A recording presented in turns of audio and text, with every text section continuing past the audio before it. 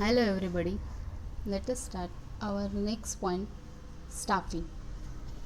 Staffing is the function of execution according to plan and organizational structure. It is the process of attracting, recruiting, selecting, placing, appraising, remunerating, developing and retaining the best workforce. Overall growth and success of every venture is based on appropriateness of staffing function. It is very challenging for organization to focus on best utilization of workforce by using their talents and skills, retaining them and arranging training and development programs. The function emphasizes managing human and not material or financial resources. तर next आपला point आहे तो म्हणजे staffing ज्याच्यामध्ये ऑर्गनायझेशनमध्ये असणारे staff त्या संदर्भात आपल्याला कोणकोणते मॅनेजमेंटचे फंक्शन्स आहेत ते आपल्याला बघायचे आहेत. तर स्टाफिंग या फंक्शनमध्ये साहजिकच ऑर्गनायझेशनचं जे स्ट्रक्चर असेल, जो प्लॅन असेल, त्या प्लॅननुसार सगळं एक्झिक्यूट केलं जात असतं. म्हणजेच याच्यामध्ये स्टाफिंगमध्ये सिलेक्शन पहिल्यांदा करावं लागतं आणि यासाठी सिलेक्ट करण्यासाठी काही रिक्रुटमेंट करण्यासाठी काही अट्रॅक्टिंग आणि रेम्युनरेटिंग किंवा डेव्हलपिंग असं बेस्ट वर्कफोर्स त्यांना अनाऊन्स करावं लागतं आणि त्यानुसार मग त्या एम्प्लॉईची एक प्रकारे सिलेक्शन केलं जात असतं, त्यांना गुड रेम्युनरेशन दिलं जात असतं आणि त्याचप्रमाणे right person at right job त्यांना सिलेक्ट केलं जात असतं. तर या स्टाफिंग फंक्शनमध्ये ओव्हरऑल सगळा जो ऑर्गनायझेशनचं ग्रोथ आहे, सक्सेस आहे, त्या व्हेंचरचं जे सक्सेस आहे ते सगळं या स्टाफिंगवर अवलंबून असतं.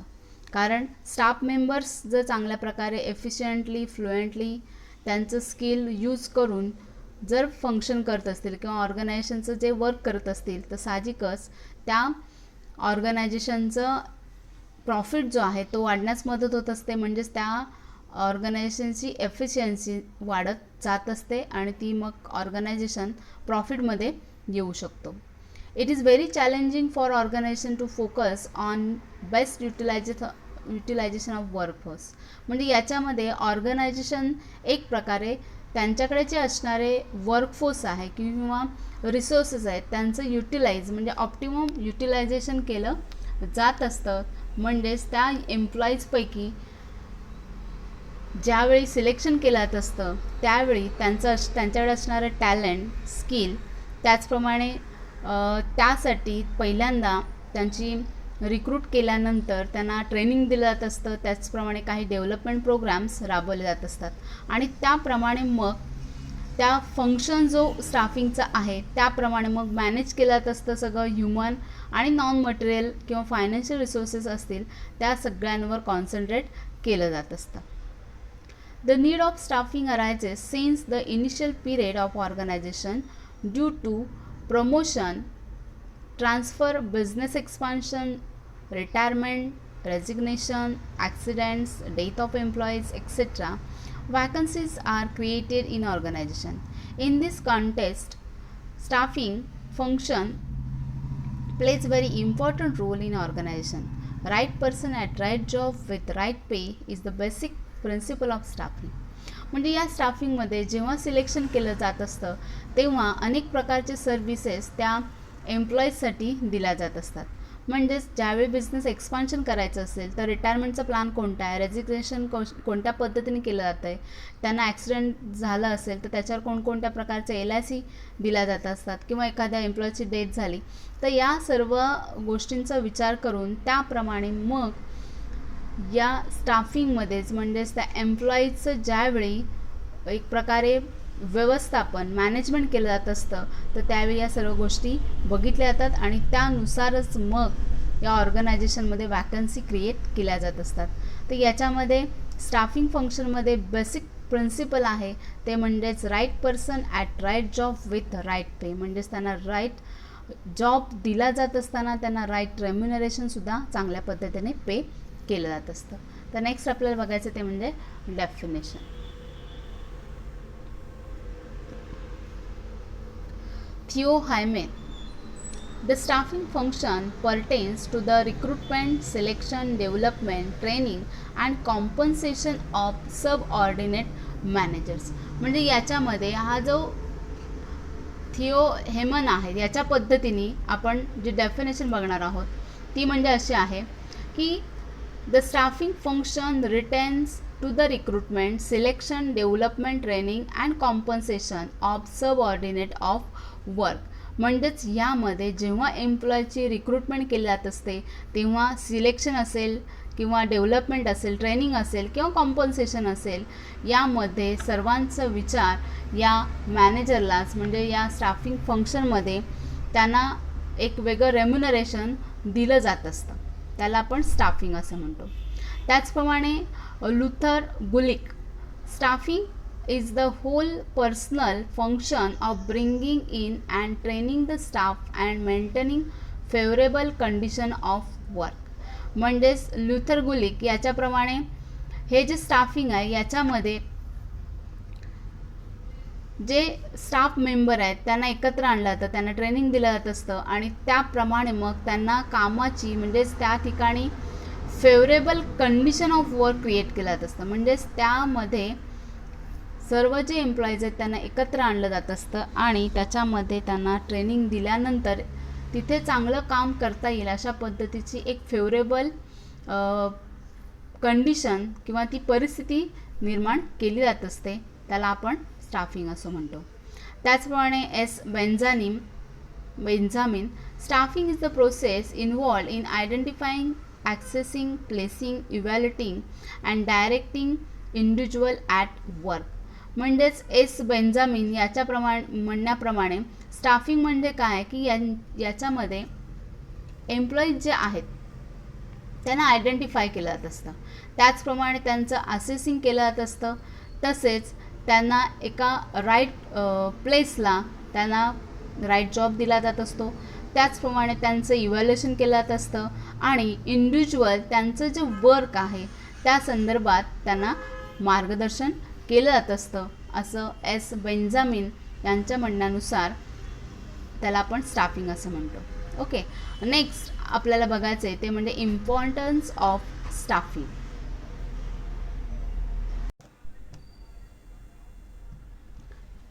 Next importance of staffing. तर आपण इथे इम्पॉर्टन्स ऑफ स्टाफिंग बघत असताना याच्यामध्ये स्मार्ट कोड आपण वापरणार आहोत ते म्हणजे हेल्प MIB. ओके, तर जे पॉईंट्स आहेत ते आपण लर्न करताना या स्मार्ट कोडनीच आपण लर्न करायचे आहेत. So H for helps human resource development. Okay, H for helps human resource development. तर Hचे पॉईंट 2 आहेत. Helps in effective use of technology and other resources. Helps in effective use of technology and other resources. E for effective managerial function. E for effective managerial function. L for leads to effective utilization of human resources. L for leads to effective utilization of human resources. P for provides job satisfaction. P for provides job satisfaction. L for leads to effective utilization of human resources. L for leads to effective utilization of human resources. P for provides job satisfaction. P for provides job satisfaction. M for maintains harmony. M for maintains harmony. I for improves efficiency. I for improves efficiency. B for builds cordial relationship. B for builds cordial relationship. हे आपलं importance of स्टाफिंगचं smart code आहे help MIB. B. Okay, so let us start our points. That is, first one, effective managerial function. Staffing is the key to effective performance of other functions of management such as planning, organizing, directing and controlling. Competent workforce can work effectively in different functional areas like production, sales, finance, etc. The outcome of other function is based on the effectiveness of staff. तर याच्यामध्ये first point आपण बघतोय तो म्हणजे effective managerial function. तर staffing हे एक असं फंक्शन आहे की याच्यामध्ये आपल्याला planning, organising, directing and controlling हे जास्त प्रभावीपणे आपल्याला करता येत असतं. त्याचप्रमाणे सेल्स, फायनान्स आणि प्रोडक्शन याच्यामध्ये स्टाफिंग हे चांगल्या प्रकारे काम करू शकतं. त्याचा परिणाम मग काय होत असतो की जो आउटकम ऑफ अदर फंक्शन आहेत म्हणजे इतर जे कार्य आहेत किंवा इतर जे फंक्शन्स आहेत त्याच्यावर जास्तीत जास्त परिणाम या स्टाफिंगमुळे झालेला दिसून येत असतो. म्हणजेच हे जे फंक्शन आहे ते मॅनेजरल फंक्शन आहे आणि याच्यामध्ये चांगल्या पद्धतीने planning, organising, directing and control स्टाफिंगद्वारे केलं जात असतं. त्यामुळे जे इतर जे डिपार्टमेंट आहेत प्रोडक्शन, सेल्स, फायनान्स याच्यावर त्याच्यावर चांगला इफेक्ट स्टाफिंगमुळं, कारण साहजिकच स्टाफ मेंबर जर चांगले स्किलफुल असतील तर त्यापासून मिळणारं त्यांचं होणारं प्रोडक्शन, सेल्स, फायनान्स यांच्यामध्ये इन्क्रीज होत असतो. त्यामुळेच त्यांचे ज्या स्टाफिंगची एफिशियन्सी आहे ती मात्र चांगल्या प्रकारे वाढण्यास मदत होत असते. So our effective managerial function. Second one,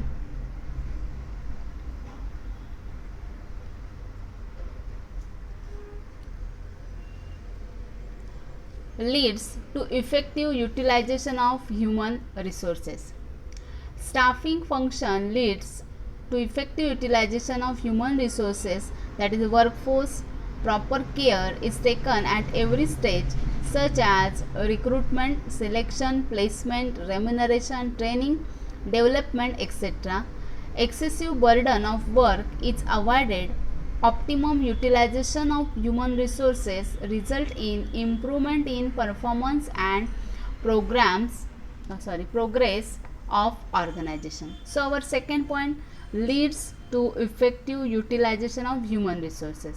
म्हणजेच याच्यामध्ये जे ह्युमन रिसोर्सेस आहेत त्यांचं युटिलायझेशन व्यवस्थित केलं जात असतं, म्हणजेच ऑप्टिमम यूज केला जात असतो. तर स्टाफिंग हे फंक्शन असं आहे की त्याच्यामध्ये ज्यावेळी प्रॉपर रिक्रुटमेंट केली जात असते, सिलेक्शन असतं, प्लेसमेंट असतं किंवा रेम्युनरेशन किंवा ट्रेनिंग डेव्हलपमेंट असतं, तर त्यावेळी मात्र एक वर्कफोर्समध्ये या एक प्रकारे चांगल्या प्रकारे ते केअर केली जात असते की ज्याच्यामध्ये जो कामाचं बर्डन आहे किंवा जो एक्सेसिव्ह बर्डन ऑफ वर्क आहे तो मात्र या ठिकाणी अवॉइड केला जात असतो.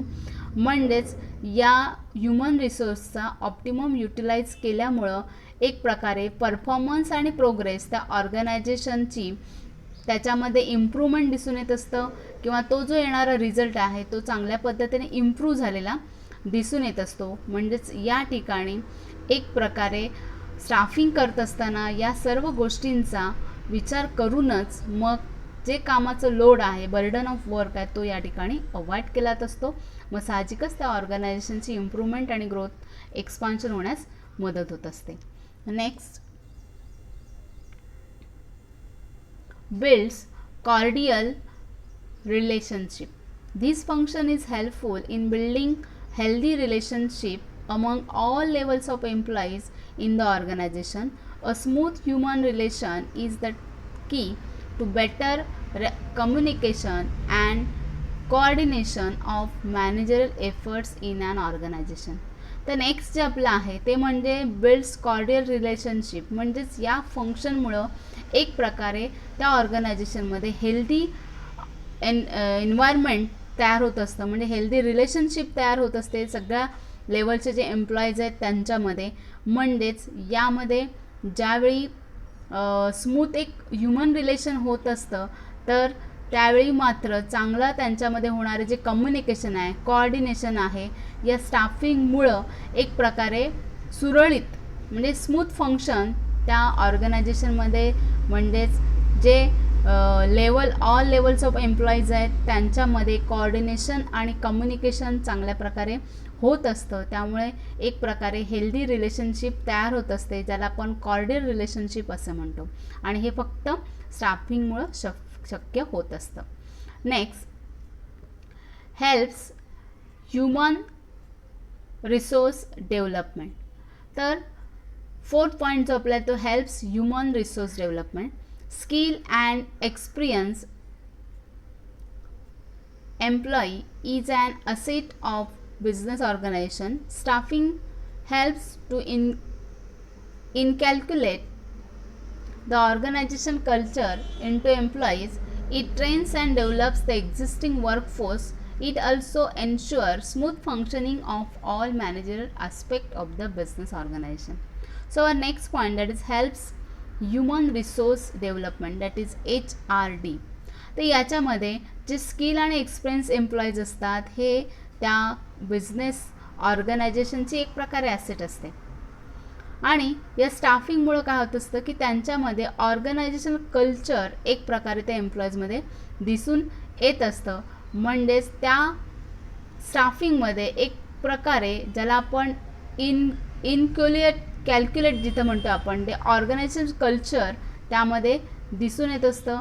त्याचप्रमाणे त्यांना जेव्हा वर्कफोर्स जो आहे किंवा ते जे स्टाफ मेंबर आहेत त्यांना जेव्हा ट्रेनिंग दिलं जात असतं, त्यांचे एक प्रकारे डेव्हलपिंग केलं जात असतं, तर त्यावेळी एक प्रकारे त्यांची जी कार्यशक्ती आहे म्हणजे त्याचा वर्कफोर्स आहे त्याला एक प्रकारे ट्रेनिंग दिल्यामुळं त्यांची जी एफिशियन्सी आहे काम करण्याची ती वाढत जात असते.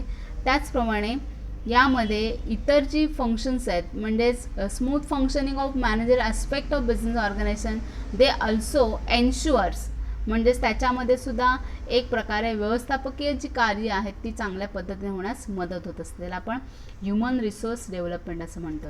नेक्स्ट आपला पॉईंट आहे helps in effective use of technology and other resources. Train employees can use the latest technology, capital, material, methods of work effectively. It helps in building competitive strength of the organization. It is also helpful in improving standard of work and productivity in terms of quality and quantity.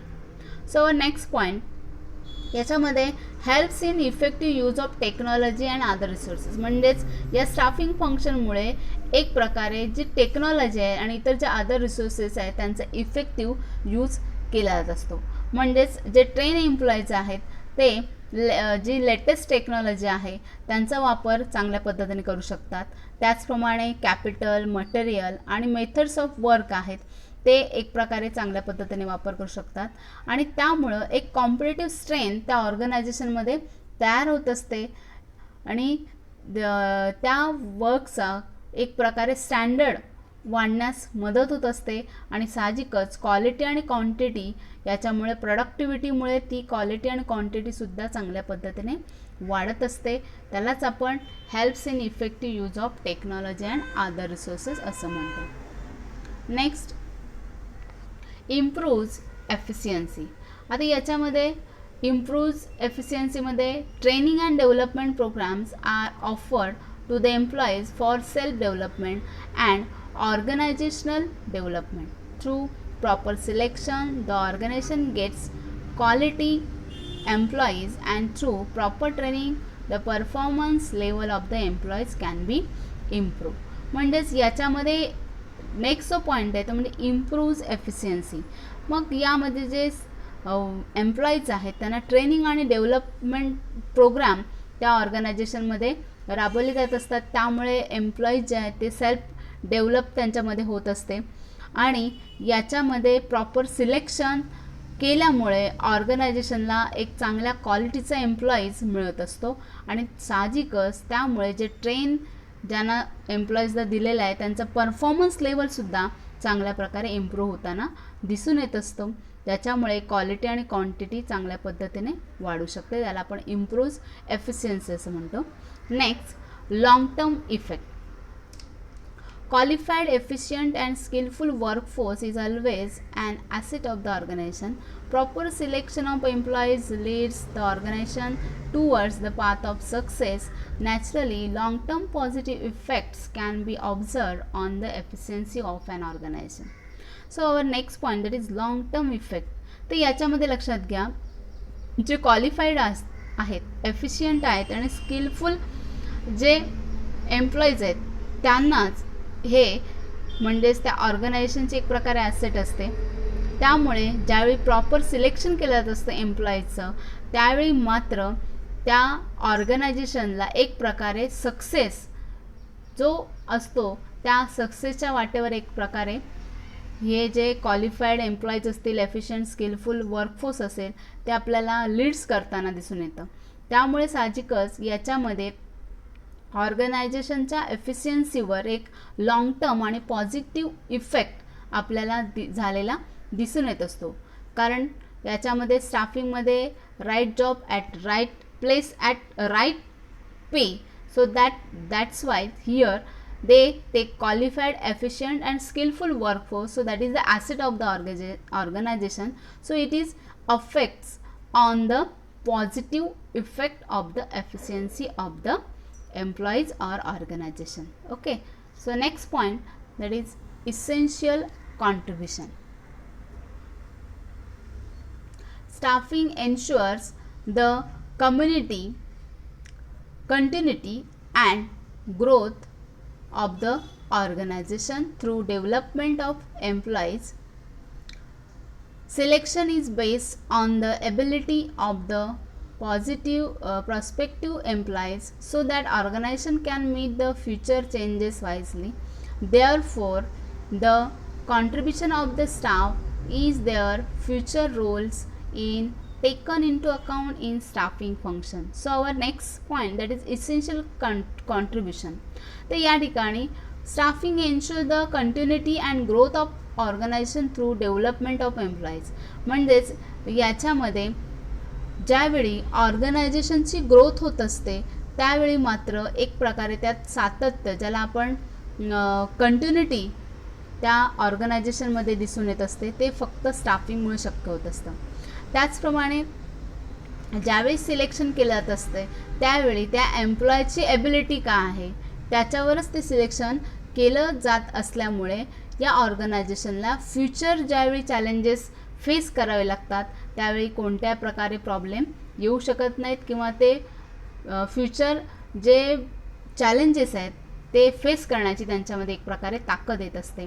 त्याचप्रमाणे याच्यामध्ये contribution of staff हे future रोलसाठी म्हणजेच staffing फंक्शनमुळे जास्तीत जास्त विचारात घेतले जात असतात. म्हणजेच यामध्ये कॉन्ट्रीब्युशन ऑफ द स्टाफिंग और contribution of staff, it is the asset of the organization. So it is there in future roles is taken into account is staffing function. Next, provides job satisfaction. Employees can be motivated through financial and non-financial incentives. Adequate remuneration increases job satisfaction and morale of the employees. Training and development programs, fair remuneration and job security are the factor which are important providing job satisfaction. So next point, that is provides job satisfaction. तर याच्यामध्ये employees motivate केले जात असतात financial and non financial इन्सेंटिव्सद्वारे. त्याचप्रमाणे याच्यामध्ये एक प्रकारे adequate remuneration दिलं जात असतं. म्हणजेच रेम्युनरेशन चांगल्या पद्धतीने दिले जात असल्यामुळे जॉब सॅटिस्फॅक्शन आणि त्या एम्प्लॉयची जी मॉरल म्हणजे ज्याला आपण नैतिकता म्हणतो, म्हणजेच ऑर्गनायझेशनबद्दल असणारी नैतिकता, जबाबदारी, याचं एक प्रकारे सॅटिस्फॅक्शन त्यांना स्टाफिंगमुळं मिळत असतं. त्याचप्रमाणे त्यांना ट्रेनिंग आणि डेव्हलपमेंट दिला गेल्यामुळे, तसंच रेम्युनरेशन चांगल्या पद्धतीने दिलं जातं, त्यामुळे त्या ठिकाणी एक जॉब सिक्युरिटी ह्या सर्व गोष्टी त्यांना या स्टाफिंगमध्ये मिळत असतात. त्यामुळे it provides job satisfaction due to the staffing function. So our last point, that is maintains harmony. In staffing process, individuals are recruited, selected and places as well as their performance is regularly appraised and promotions are given on the basis of merit. For this criteria is made regularly appraised and promotions are given to the basis of merit. For this criteria is made on and duly communicated to concerned employees. It brings peace and harmony in organization. So our last point, that is maintains harmony. तर या staffing प्रोसेसमुळे काय होत असतं की ज्यावेळी recruit आणि selected केलं जात असतं किंवा प्लेस केलं जात असतं त्यांच्या परफॉर्मन्सप्रमाणे, त्यामुळे इंडिव्हिज्युअल जे एम्प्लॉईज आहेत त्यांची जी स्वतःची क्वालिटी आहे ती त्यांच्या मेरिटमुळे त्यांना मिळत असते. त्याचप्रमाणे त्याचं एक प्रकारे इव्हॅल्युएशन केलं जात असतं आणि त्याप्रमाणे त्यांना प्रमोशन दिलं जात असतं. आणि हे सर्व ज्याला क्रायटेरिया आपण म्हणतो आहे, हे क्रायटेरिया पहिल्यांदा या एम्प्लॉईजला सांगितले जात असतात आणि त्यामुळे त्या ऑर्गनायझेशनमध्ये एक प्रकारे पीस आणि हार्मोनी, म्हणजे ज्याला आपण सुसंवाद म्हणतो आहे, तो चांगल्या प्रकारे प्रस्थापित केला जात असतो. तर हे सगळे आपण पॉईंट्स बघितले. Importance of staffing, smart code लक्षात ठेवायचे, तो म्हणजे हेल्प MIB. तर हे पॉईंट्स या पद्धतीने आपण आज सगळे बघितले आहेत.